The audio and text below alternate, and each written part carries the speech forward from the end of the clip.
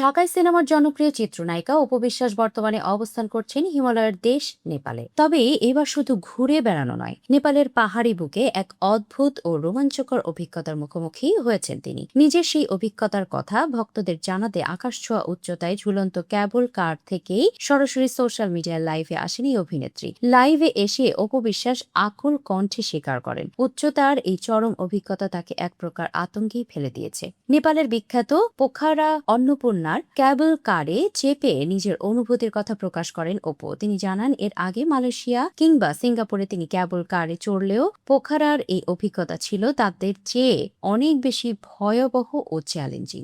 লাইভের ক্যাপশনেও অপু লিখে দেন, ভীষণ ভয় লাগছে। একই সাথে নিজের অভিজ্ঞতা থেকে ভক্তদের সতর্ক করে অপু বলেন, যাদের উচ্চতা ভীতি অর্থাৎ হাইফোবিয়া বা হার্টের দুর্বলতা আছে তারা যেন ভুলেও এই ক্যাবলে না ওঠে। এমন এক রোমাঞ্চকর এবং কিছুটা ভীতিকর মুহূর্তে নিজের সন্তান আকরাম খান জয়কে ভীষণভাবে মিস করছিলেন অপু। অপুর নেপাল সফরের আসল কারণ কিন্তু নতুন সিনেমা। বর্তমানে সেখানে তিনি তার নতুন চলচ্চিত্র শিকারের কাজ নিয়ে ব্যস্ত সময় পার করছেন। শুটিং এর ব্যস্ততার মাঝেও পাহাড়ের চূড়ায় বসে কেবল কারে চড়ে ভক্তদের সাথে যুক্ত হতে ভোলেননি ঢাকায় সিনেমার এই লেডি সুপারস্টার। লাইভ চলাকালে নিজের অনুরাগী ও ভক্তদের প্রতি গভীর কৃতজ্ঞতা প্রকাশ করেন অপু। তিনি স্পষ্ট জানান, ভক্তরাই তার জীবনের মূল শক্তি। ভক্তদের প্রতি ভালোবাসা থেকে লাইভ চলাকালীন এক বিশেষ ঘোষণাও দেন তিনি। অপু জানান, যারা তার এই লাইভ ভিডিওতে সবচেয়ে বেশি কমেন্ট করবেন তাদের মধ্যে থেকে নির্বাচিত কয়েকজনকে তার নিজস্ব প্রতিষ্ঠান signature beauty parlour and boutique থেকে